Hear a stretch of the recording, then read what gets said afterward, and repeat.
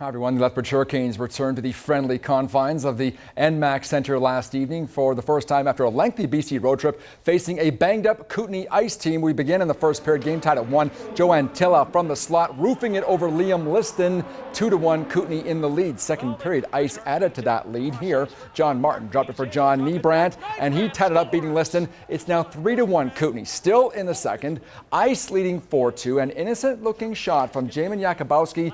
Puck took a hop off a skate and beats Mackenzie Skapski glove side. Suddenly, the Canes are back to within 1/3 period. Canes on the power play, pressing for the equalizer. Graham Hood, center for Brody Sutter, and the captain made no mistake, his 21st of the year, and it is now 4-4. Lethbridge erasing a pair of deficits. Hard to believe after their start to this one, just 2 shots through the first 50 minutes. Let's go. 5 minutes left in this game now. Canes power play. Brady Ramsey spun and fired a pass down low for Phil Tott. He tipped it past Skapski. Tott's 10th on the year is the game winner. It's a beauty. The Hurricanes with their second straight victory. 5-4 at the final score. Quick note, Flames prospect Max Reinhart missed last night's game with a fractured toe. He'll miss the next 10 days to 2 weeks. A huge loss for the Ice. Yeah, for sure. I mean, we knew that we were really bad the first period. We got only 5 shots, but we stuck to it. And after the road like that, it's not often you pull out a win at home, but we pulled one out. After we got a few goals, they kept coming back on us and really deflated us. And they were able to stick with us the whole game there and finally pull away with a victory in the end, which is obviously disappointing. But we got to be a lot better from the back end all the way up to our forwards. We got to play more of a complete game defensively, and we scored some goals tonight, but that's not going to do it on a nightly basis.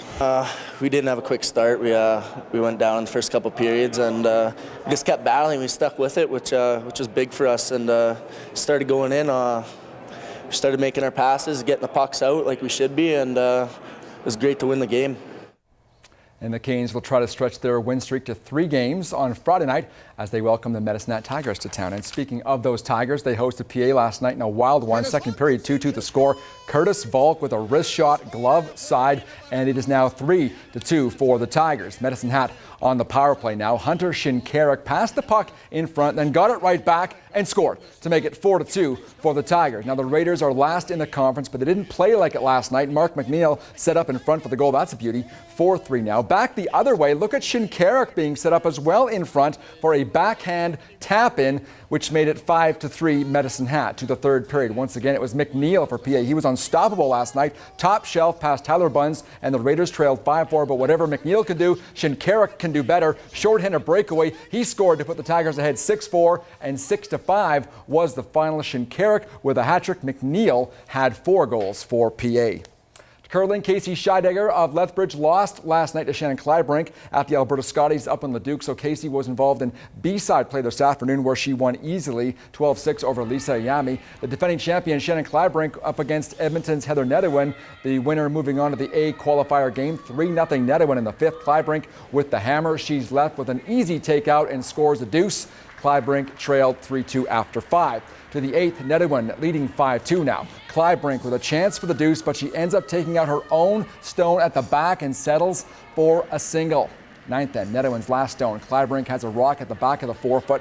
The sweepers coax it around the yellow guard and sneak it in, and boy, oh boy, that is close. That is a classic freeze. A measurement was required. It is determined it's red. So it's 2 more for Nedewin and time for the handshakes. Nedewin wins 7-3. They're off to a flying start with 3 straight wins and will face Jesse Kaufman of Edmonton in the A final tonight up in Leduc.